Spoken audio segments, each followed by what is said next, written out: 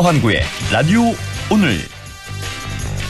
여러분 안녕하십니까, 허환구입니다. 제20대 대통령 선거가 이제 9일 앞으로 다가온 가운데 윤석열 후보와 안철수 후보 측은 단일화 결렬을 놓고 책임 공방을 이어갔습니다. 윤석열 후보는 어제 오후 1시 기자회견을 열고 야권 단일화에 대한 입장 표명을 했는데요. 오늘도 국민의힘 쪽에서는 요구하는 모든 조건을 다 수용했고 합의문도 만들었는데 국민의당에서 거부했다며 책임을 안 후보 측으로 돌렸습니다. 그러자 국민의당 쪽에서는 강력히 반발했죠. 협상 경과 일지를 보며 수사기관의 허위 조서를 보는 듯한 느낌을 받았다. 단일화와 관련된 책임에서 어떻게든 벗어나고 싶다는 몸부림이다. 이런 반응이 쏟아져 나왔습니다. 박빙의 선거다 보니 단일화가 매우 중요한 이슈가 되고 있습니다. 대선 때마다 불거지는 단일화 논란, 과연 이대로 괜찮은 걸까요? 오늘 안상준의 세상 읽기에서는 이 얘기 나눠보겠습니다. 2월 28일 월요일 라디오 오늘 광고 듣고 시작합니다.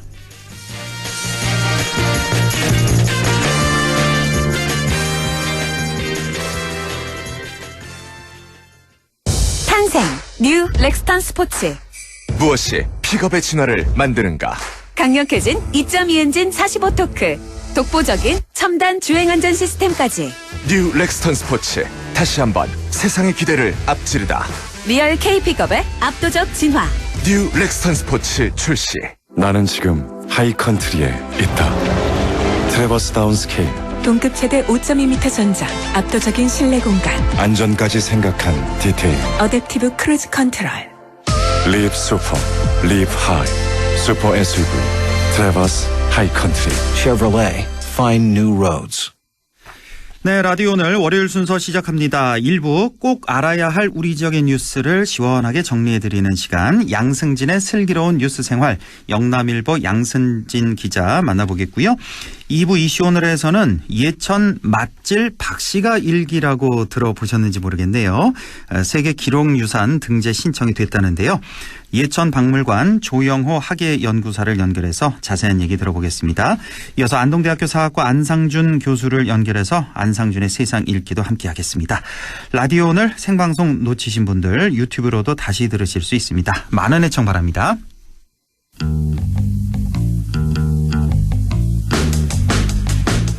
네, 슬기로운 뉴스 생활 시작합니다. 오늘도 영남일보 양승진 기자와 함께하겠습니다. 양 기자님 안녕하십니까? 예, 안녕하세요. 예, 요즘 연일 코로나 신규 확진자 역대급으로 나오면서 방역에 비상이 걸린 상태인데요. 그런데 방역에 비상이 걸린 건 이 코로나뿐만 아니라 동물 전염병이라고 불리는 아프리카 돼지열병도 우리 지역에서 확산되면서 축산당국도 마찬가지라고 하는데요. 이 지역의 아프리카 돼지열병 확산 소식 전해주시죠. 네, 지난 22일 문경시 문경의 가늠리에서 발견된 야생 멧돼지 폐사체에 대해서 국립야생동물질병관리원이 2차례 정밀 검사를 실시했는데요. 네. 그 결과 아프리카 돼지열병 양성 판정을 받았습니다. 네. 이곳은 지난달 28일 아프리카 돼지열병에 감염된 야생 멧돼지 폐사체가 발견된 충북 충주시 수안보변 야산과 약 4.5km 떨어져 있는 곳으로 월악산 국립공원과는 약 500m 정도 위치해 있습니다. 문경에서 이제 아프리카 돼지열병에 감염된 야생 멧돼지 폐사체가 발견된 것은 이번이 처음입니다. 그렇군요. 그러니까 수안보, 충주 수안보 이쪽에서 내려온 걸로 보여지는군요. 현재로 봐서는. 네네. 자, 이 아프리카 돼지열병, 이게 어떤 질병인가요? 네, 그 아프리카 돼지열병을 아프리칸 스와인 피버, 그러니까 ASF라고 부르는데요. ASF. 이 ASF는 치명적인 바이러스성 출혈 돼지 전염병으로 주로 이제 그 ASF에 감염된 돼지의 분비물 등에 의해서 이제 직접 전파가 됩니다. 예. 흔히 우리가 잘 알고 있는 가축 질병 중에서 이제 조류독감의 경우에는 인수 공통 전염병, 그러니까 극소수지만 사람에게도 감염되기도 하는데 반해서 이 ASF는 돼지과에 속하는 동물에만 감염되는 질병입니다. 그런데 이제 감염이 될 경우에는 치사율이 거의 100%에 달하는 것으로 나타났는데요. 축산 당국이 긴장하는 것은 이 때문입니다. 현재까지는 주로 야생 멧돼지에서만 감염된 사례가 나타나고 있으나 양돈 농가 등으로 유입이 될 경우에는 양돈 산업 전체에 엄청난 피해를 끼칠 수밖에 없습니다. 네. 아프리칸 스와인 피버. 그래서 앞글자만 따서 ASF, 아프리카 돼지열병이라고 하는데 돼지 분비물을 통해서 전파가 되는 거군요. 그래서 네네. 돼지과에 속하는 동물에게만 감염이 된다는 거, 사람에게는 감염 안 된다는 거, 그렇죠? 네, 네, 그리고 그렇습니다. 치사율이 뭐 거의 100% 달한다고 하니까. 예. 자, 우리 양돈 농가에 이렇게 유입이 절대로 돼서는 안 될 것 같은데.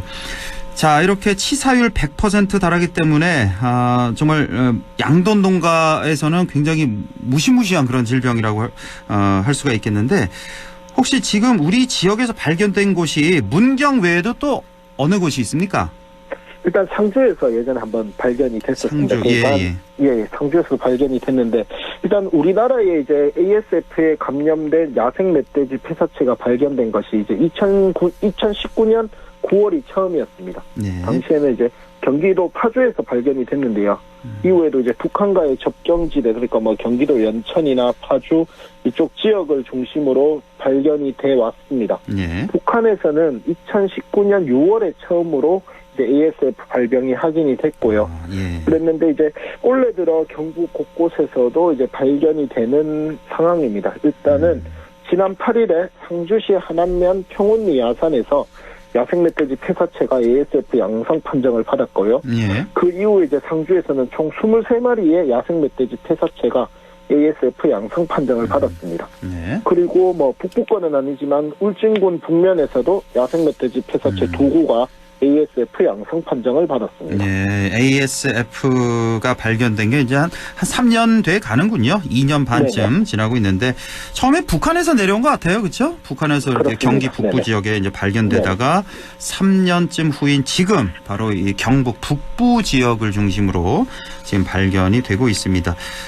그러니까 우리 지역에는 문경, 상주, 울진 정도까지 이렇게 발견이 된 상태고요. 자, 이렇게 보면 문경, 상주 같은 경우는 이제 충청북도와 이제 경계에 접하고 있고요. 울진은 강원도와 접하고 있잖아요. 예. 그러면 어떻게 보면 우리 지역에서 이제 다른 도와 경계 접하고 있는 뭐 영주라든지 예천, 봉화 이쪽도 상당히 위험해 보이는데요. 그렇습니다. 이게 전해드린 것처럼 그 처음 발견된 이후 계속해서 이제 ASF가 남하하고 있다. 야생 멧돼지가 이동을 하면서 계속 남하하고 있다. 이렇게 이야기를 하면 되는데요. 예. 이제 일단은 문경에서 발견되는 곳 같은 경우에는 이제 경북도하고 문경시가 감염 개체가 발견된 지점을 주변으로 해서 긴급 차단 울타리와 경강등, 그다음에 멧돼지 기피제 등을 설치를 완료했습니다. 예. 그리고 말씀하신 이제 영주 봉화, 그러니까 강원도하고 충청북도하고 이제 경계를 접하고 있는 영주 봉화는 일단 중점 관리지구로 지정을 해서 관리를 하고 있습니다. 네. 특히 농가들의 이제 방역 상태라든가 이런 것들도 집중적으로 점검을 하고 있고요. 예. 그 ASF를 차단하기 위해서는 결국은 야생 멧돼지 감염이 돼 있는 매개체의 이동을 막아야 한다 이렇게 보는데, 그래서 네. 일단 경북도와 상주시는 처음으로 이제 ASF 감염된 야생 멧돼지 폐사체가 발견된 한안면 일대에는 이제 재난관리기금을 활용을 해서 차단 울타리 설치 작업을 완료를 했습니다. 아, 그래요? 상주 하남면 일대는 차단 울타리 작업을 다 완료했다는 거. 예. 이제 현재 ASF는 소백산이나 그다음에 월악산, 속리산으로 이어지는 백두대간을 중심으로 전파되는 양상을 보이고 있습니다. 네. 그 경북에는 농가가 이제 양돈 농가가 한 700여 곳 정도 되는데 사육되는 돼지 두수가 한 150만 마리 정도가 되고 있습니다. 그래서 이 농가의 양돈 농가로의 야생 멧돼지가 유입되지 않도록 각별한 주의가 요구됩니다. 아, 그럼요. 예. 여기서 차단을 철저히 완벽히 해야 되겠습니다. 자, 다음 소식 볼까요? 우리 도청 신도시에 스타벅스가 들어선다는 소식을 준비하셨는데 이게 어떤 의미로 봐야 될까요? 네, 이게 스타벅스는 잘 알려진 것처럼 신규로 이제 매장을 개설할 때 유동인구나 주요 고객의 연령대, 주변의 상권 등 다양한 부분을 고려하는 것으로 유명을 합니다. 예. 그래서 이제 스타벅스 입점이 곧 그 지역의 상권이 핫하다 뭐 이런 증거로도 불리는데요. 예. 그래서 이제 스타벅스 입점 효과로 인접 상가도 낙수 효과를 누리고 있다는 것 또한 잘 알려져 있습니다. 그렇죠. 예.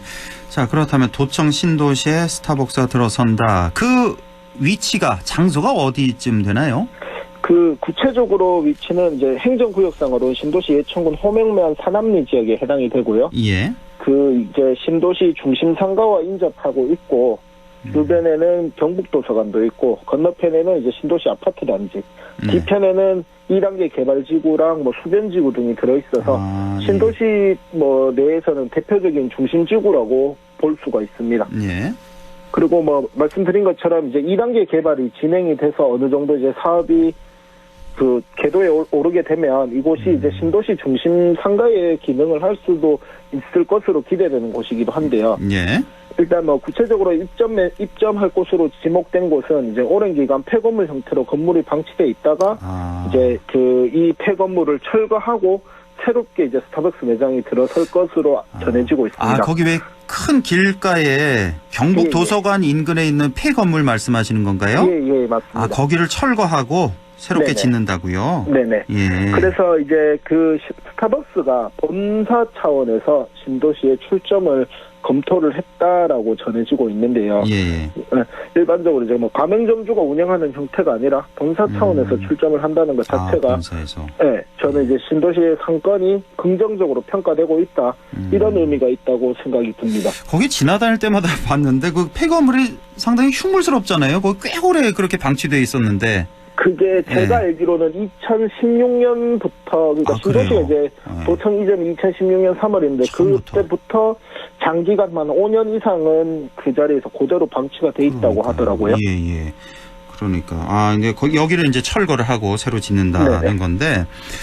자, 그렇다면 이제 본사 차원에서 이제 출점한다는 건데 이 신도시의 어떤 부분들을 긍정적으로 평가했을까요?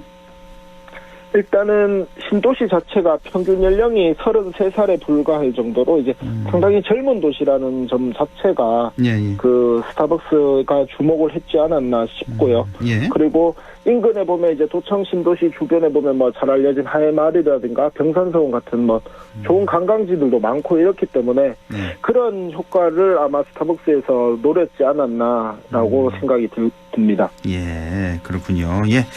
자, 오늘 소식은 여기까지 보겠습니다. 지금까지 양승진의 슬뉴생, 영남일보 양승진 기자와 함께했습니다. 고맙습니다. 네, 감사합니다. 네, 라디오 오늘 1부 여기까지고요. 잠시 후 2부에서 뵙겠습니다.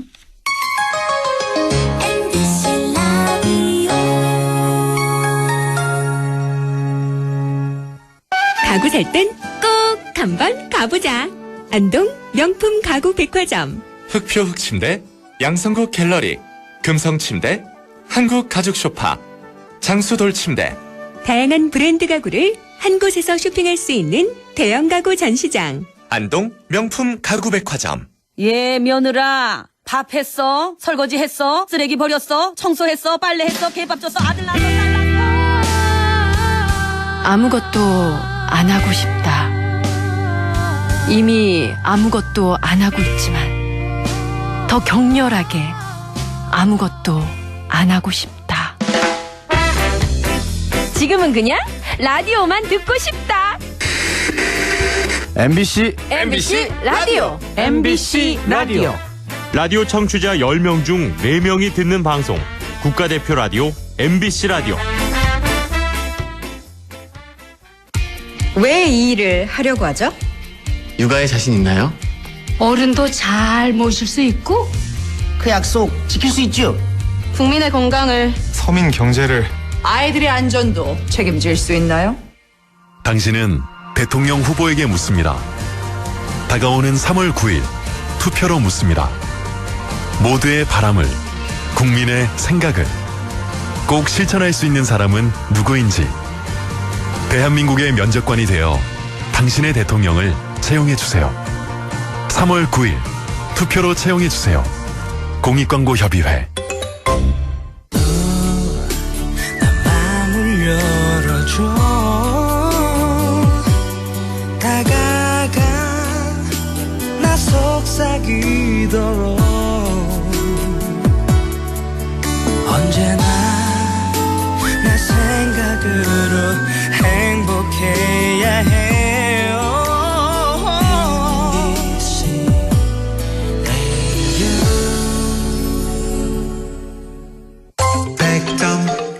MBC 라디오. 네, 6시 20분 28초 지나고 있습니다. 라디오 오늘 2부 이슈 오늘 시작하죠. 예천 맛질 박씨가 일기라고 들어보셨는지 모르겠습니다. 6대에 걸쳐서 100년이 넘게 쓰인 일기라고 하는데요. 최근에 세계 기록유산에 등재 신청이 됐다고 합니다. 예천박물관 조영호 학예연구사를 연결해서 자세한 얘기 나눠보겠습니다. 조영호 연구사님 안녕하십니까?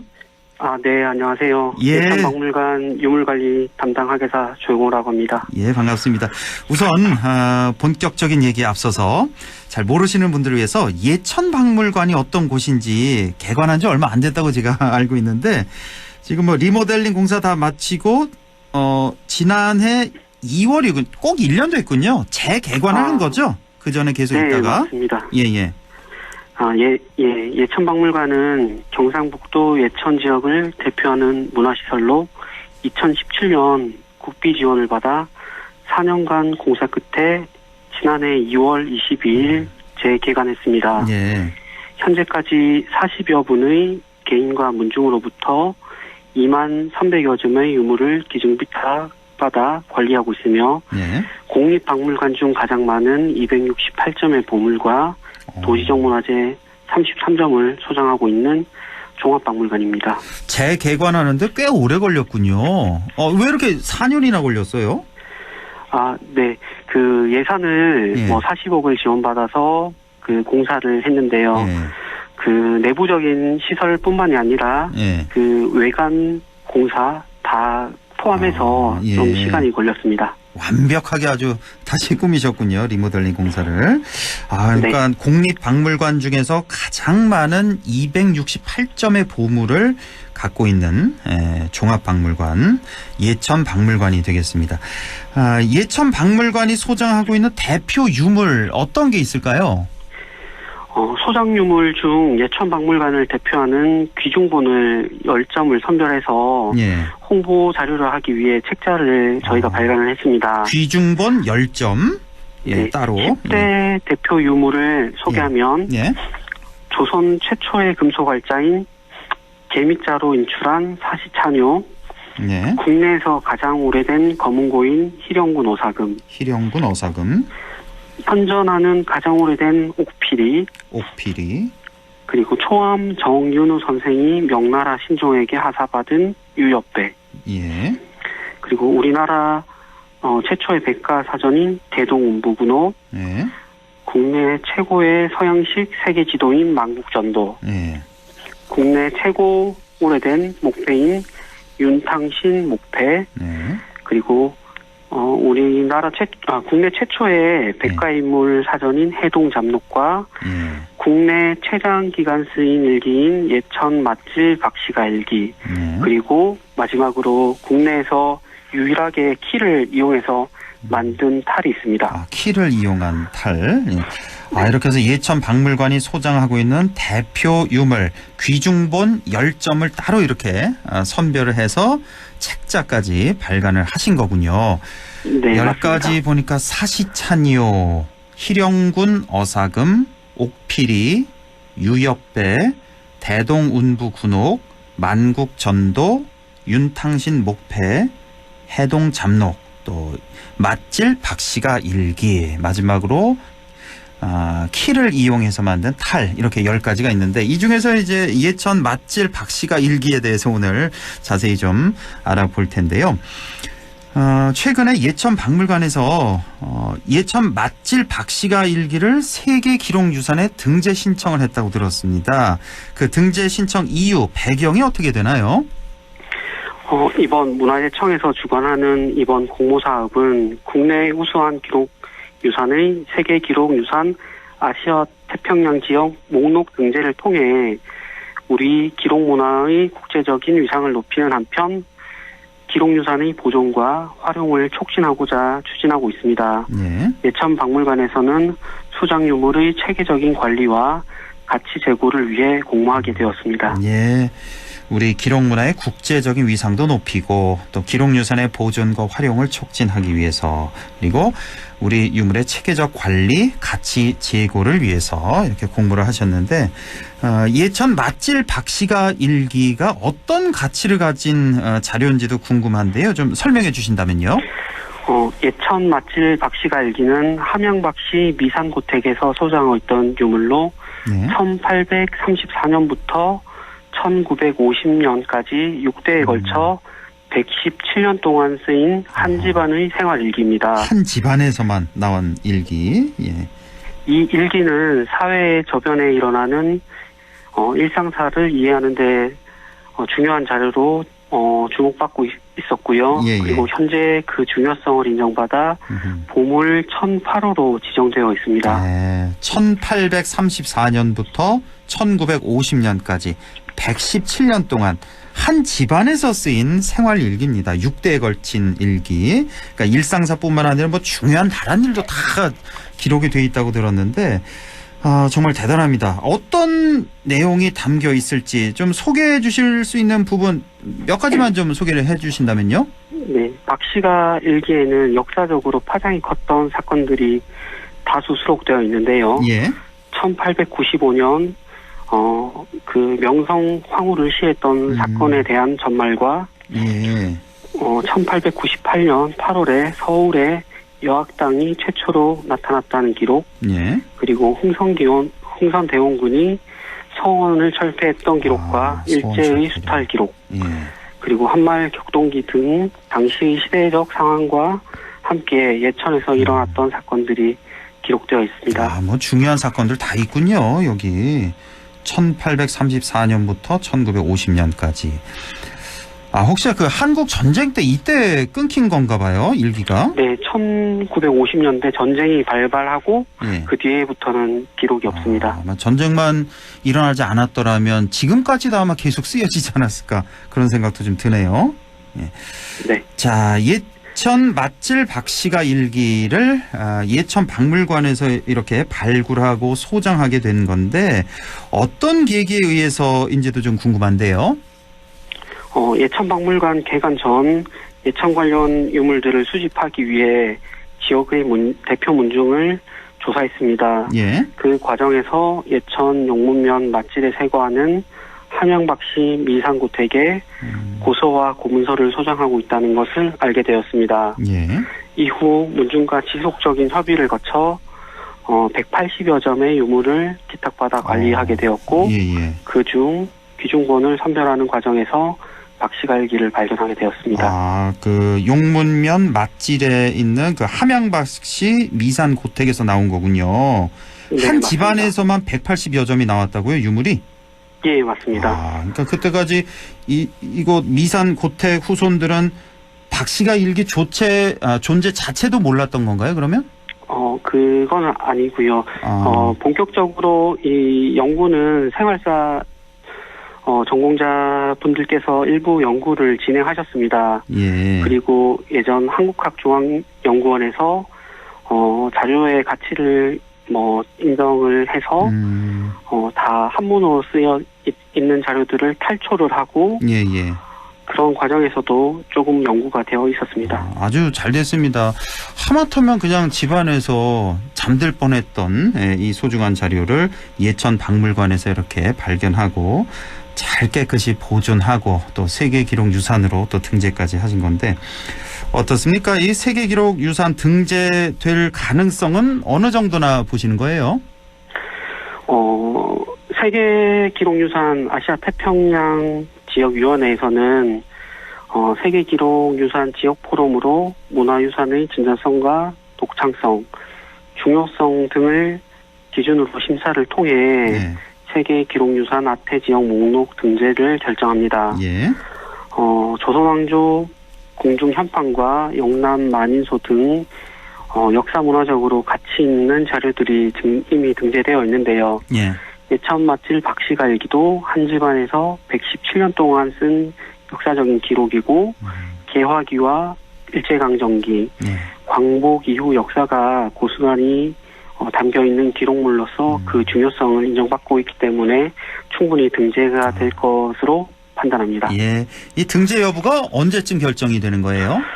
우선은 한 8월 정도는 돼야지 문화청에서 아시아 태평양 지역위원회에 그 등재 신청을 다시 하게 됩니다. 아, 그렇군요. 예, 8월쯤 결정이 될 것 같고, 예천 박물관 유물 정리를 위한 국비도 지원받게 됐다고 들었는데요. 향후 계획이 어떻게 되는지요? 예천 박물관은 한국박물관협회에서 주관하는 2022년 국가문화유산 DB화 사업에 4년 연속 선정되었습니다. 예. 국비를 지원받게 되었고 인력을 채용을 해서 그 박물관에서 소장하고 있는 구입품과 기탁품 1000여 점을 체계적으로 등록하고 보존 관리하기 위해서 유물의 목록 작성과 사진 촬영, 포장, 명세서 작성 등을 진행하고 있으며 이 정보들을 시스템에 입력해 완성도 높은 DB를 구축할 예정입니다. 그렇군요. 예, 알겠습니다. 우리의 소중한 유물들 또 문화유산들 잘 보존 관리해야 돼요. 예, 오늘 말씀 잘 들었고요. 앞으로도 계속 수고해 주십시오. 고맙습니다. 네, 감사합니다. 예, 지금까지 예천박물관 조영호 학예연구사였습니다. 라디오 오늘에서는 청취자 여러분의 참여를 기다리고 있습니다. 우리 지역에서 발생한 사건 사고 소식이나 함께 토론하고 싶은 내용을 안동 MBC 홈페이지 라디오 오늘 게시판에 올려주시기 바랍니다. 전화와 문자 참여도 하실 수 있습니다. 전화는 851국에 7191번, 문자는 샵 0913번으로 보내주시면 됩니다. 문자는 단문 50원, 장문 100원의 정보 이용료가 있습니다. 여러분의 많은 참여 바랍니다.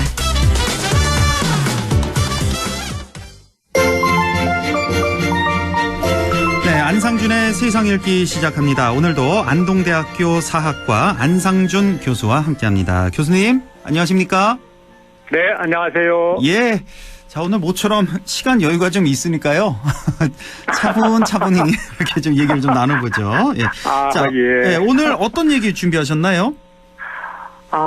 이제 오늘 이제 대선이 코앞에 왔는데 아직도 이 후보가 완전히 정리된 것 같지는 않습니다.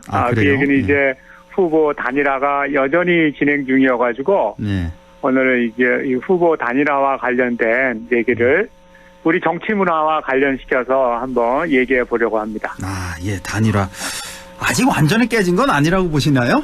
완전히 깨진 거 아닌가요?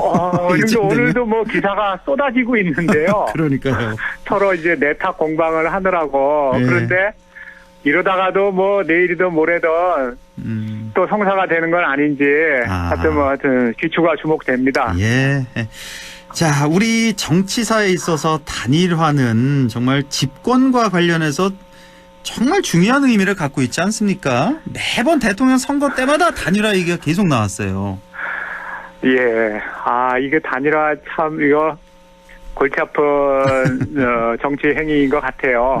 예. 그래서 한번 이제 역사적으로 이 단일화에 대해서 좀 한번 훑어볼 생각인데요. 뭐 한 5, 60년대에도 이런 게 있었다고 합니다. 그런데 이제 그건 우리보다 너무 먼 옛날 얘기고요.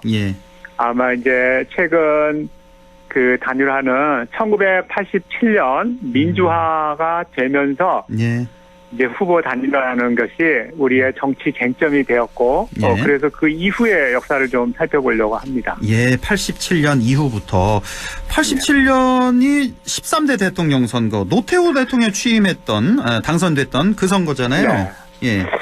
여러분 이제 아마 우리 국민들이 잘 아시는 것처럼 그 해에는 6월 항쟁이라는 청란 민심이 민주화를 외쳤던 그런 해죠.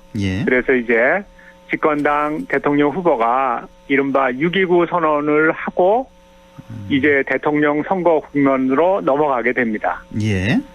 근데 이제 집권 여당의 후보는 정해졌는데 야권의 후보가 지금 정해지지 않았었죠. 그 당시에 김영삼이냐 김대중이냐 한참 그럴 그렇죠. 때였죠. 예.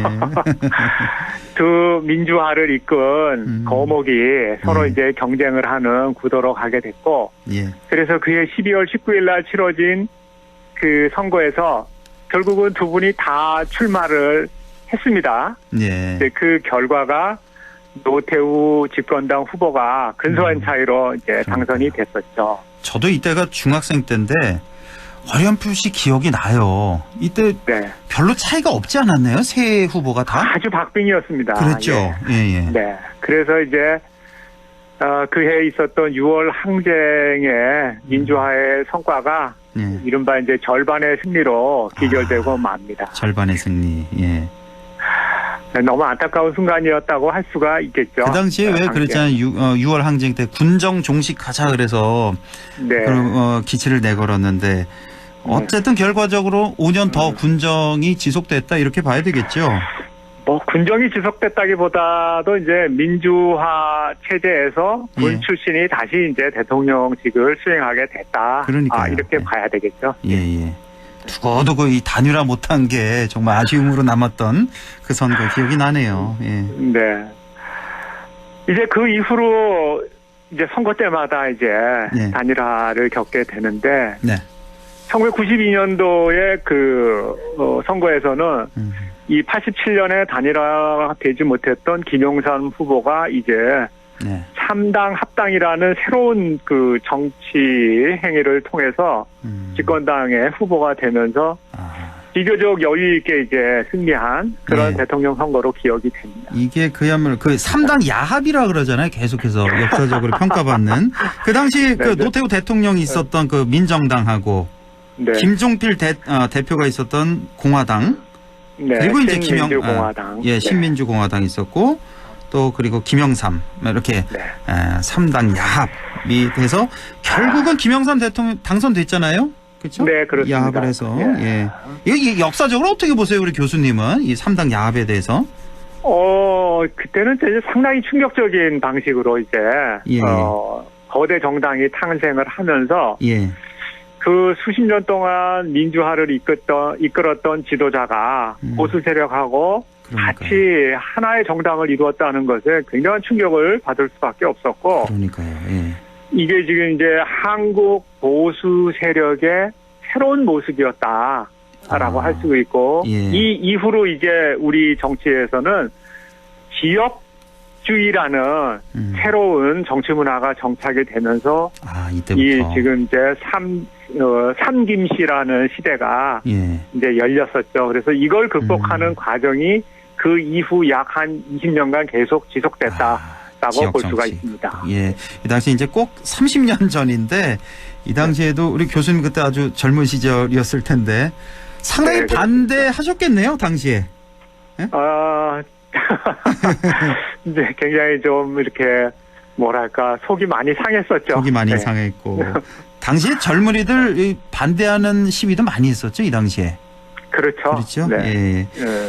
그렇게 해서 3당 합방 이후에도 이제 예를 들면 1991년에 이제 그 또 다른 형태의 이제 학원가 시위가 불거지면서 굉장한 그 또 희생을 치렀었죠.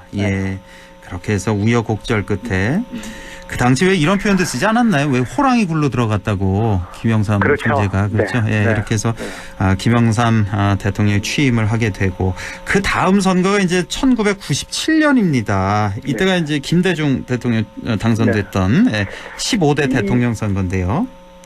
이때 이제 극적인 그 단일화의 성공 사례가 나오죠.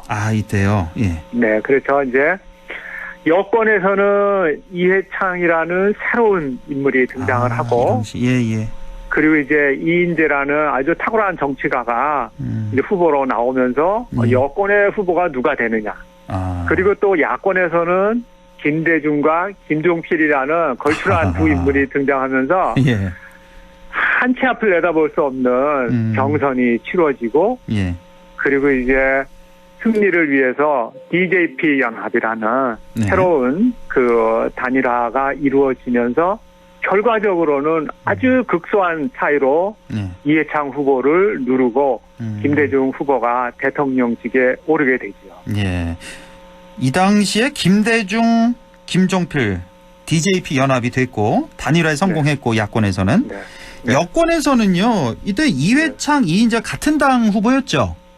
그렇죠. 근데 그때 아닙니다. 이제 같은 당 후보는 아니었나요? 네, 이제 여당에 두 후보가 나와서 경선을 치렀는데 예. 이회창 후보가 이제 후보로 결정이 됐는데 예. 이 결정에 불복한 이인재 후보가 독자 출마를 하게 됐죠. 탈당을 하고 다른 네. 당으로 그랬죠. 네.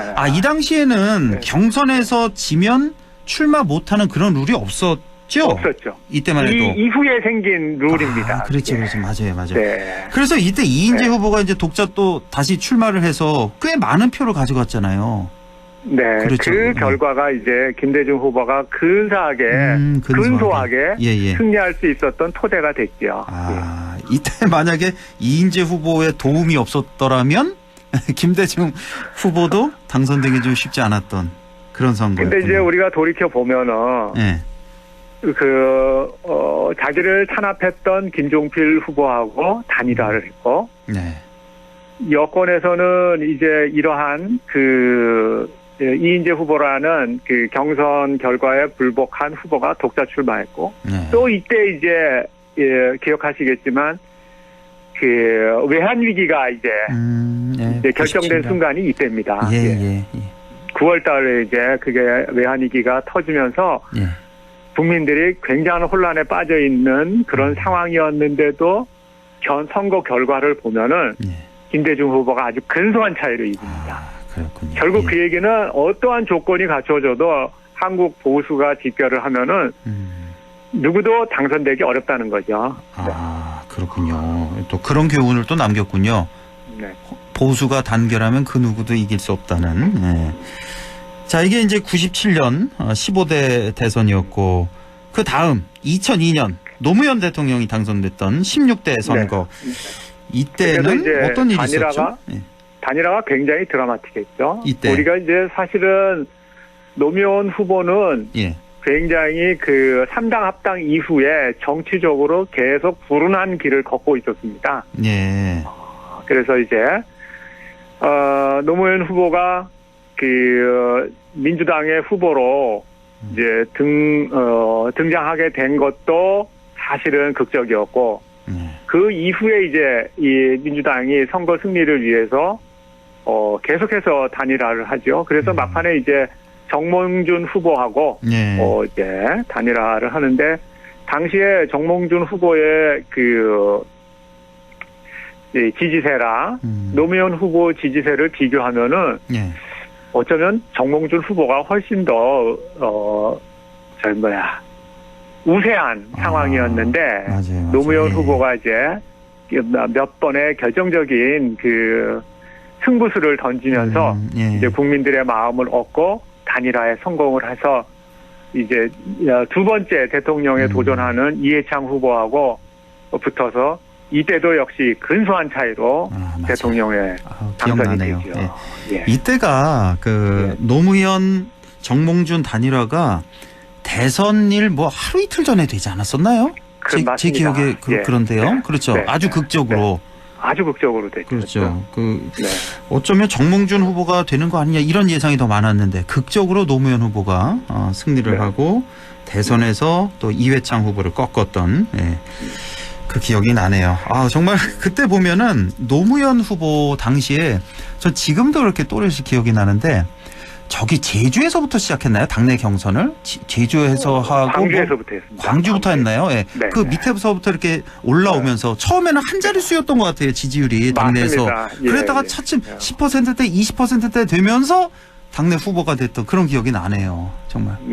주말마다 있었잖아요. 그게 합동 연설회 이런 식으로 해서. 그때는 정말 경선이 국민 흥행에 굉장한 주목을 받았었던 그런 그 이벤트였죠. 그러니까 워낙 또 연설도 말씀도 잘하셔가지고 노무현 그 당시 후보가 정말 저도 그 연설 보면서 눈물을 많이 흘렸던 기억이 납니다. 자, 이렇게 해서 이제 2002년 노무현 정부 탄생이 있었고 다음이 2007년이죠. 2007년에는 예, 이제 이명박 후보가 이명박 후보가 당선이 되는데 이때는 이제 지난 그 노무현 정부가 말기로 가면서 굉장한 여권의 분열이 이제 심했었고 또 이제 그래서 여권의 그 후보 경선이 굉장히 싱거웠고 그 반면에 이제 그 야권에서는 이명박과 박근혜라는 아주 경쟁력이 막강한 후보들이 등장을 하면서 경선에서 승리한 이명박 후보가 500만 표 이상 되는 엄청난 표차로 역대 최다 승리를 표차. 하게 됩니다. 이때 참 그래서 이때는 뭐 단일화가 의미가 없었던 그런 그 선거였습니다. 이때 이명박 박근혜 간의 그 당내 경선이 또 상당했었던 그런 기억도 나고요. 네. 거의 뭐 누가 이길지 몰랐던 끝까지.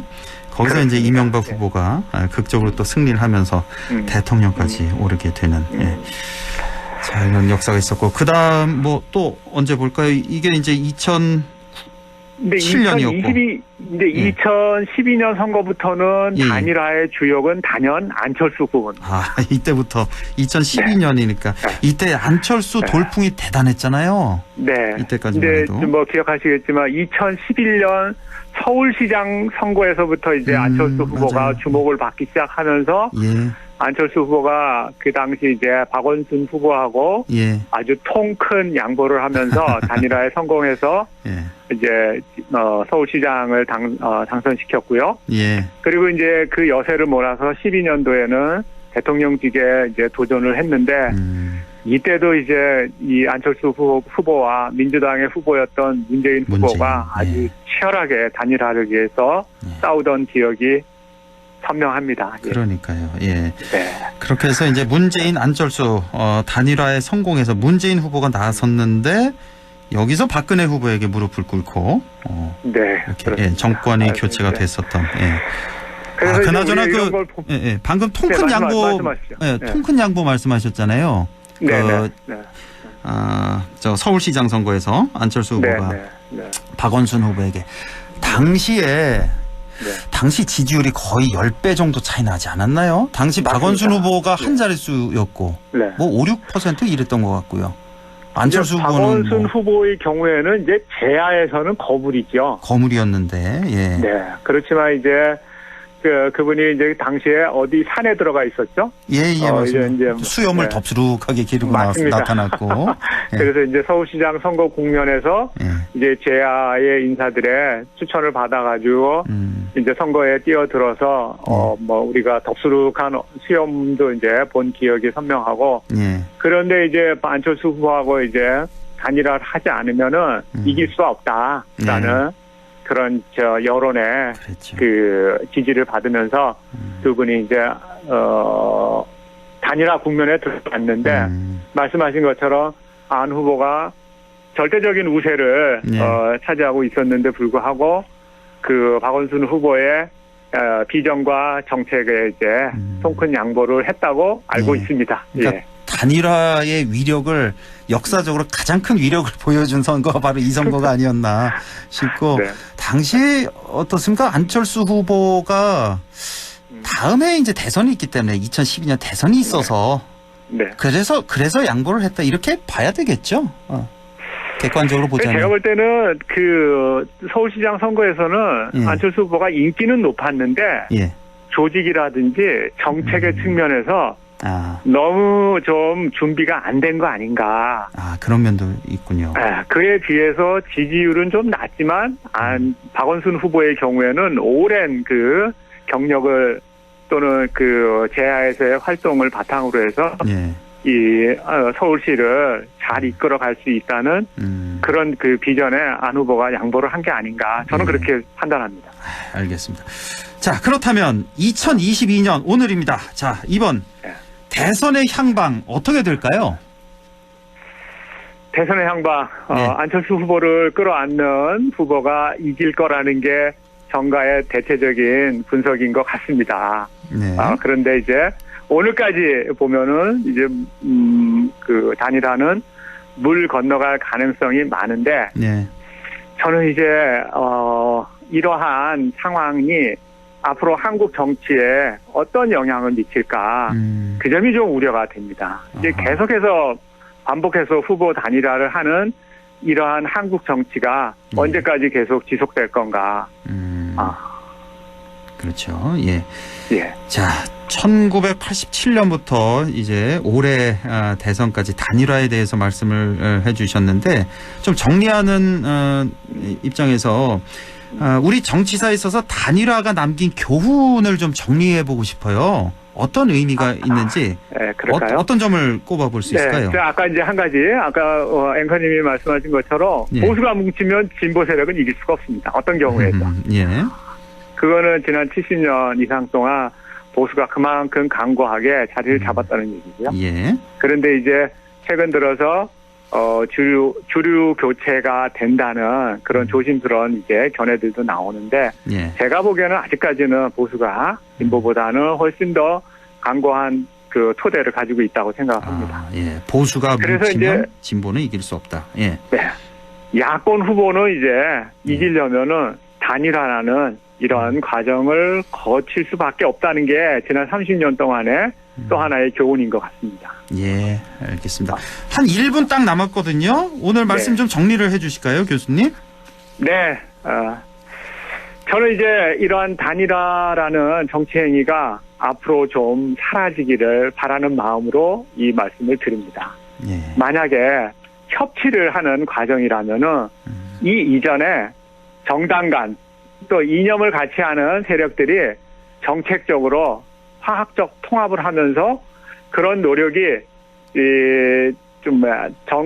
각 정당의 세를 불리는 방식으로 가기를 바라고 그럼으로써 유권자들에게 다양한 그 정치적 선택권을 줘야 된다는 게 우리 정치를 위해서 매우 바람직한 상황이라고 생각을 합니다. 예. 그래서 승자 독식의 선거 제도를 좀 바꿔서 누구든지 자기가 지지하는 후보가 당선되는 그런 선거 제도가 정착하기를 바라는 마음 간절합니다. 요즘 뭐 후보들 사이에서 결선 투표제 얘기가 많이 나오던데 이것도 상당히 찬성하시는 거고요. 그런 면에서 저는 지금 분위기에서는 굉장히 찬성하는 겁니다. 절대적으로 찬성하시는. 예. 유권자들이 저 후보가 싫어서 이 후보를 찍을 수밖에 없는 이런 그 차악을 선택하는 그런 선거는 이제 앞으로 좀 지양했으면 좋겠습니다. 시간이 다 됐네요. 지금까지 안동대학교 사학과 안상준 교수와 함께했습니다. 고맙습니다. 네.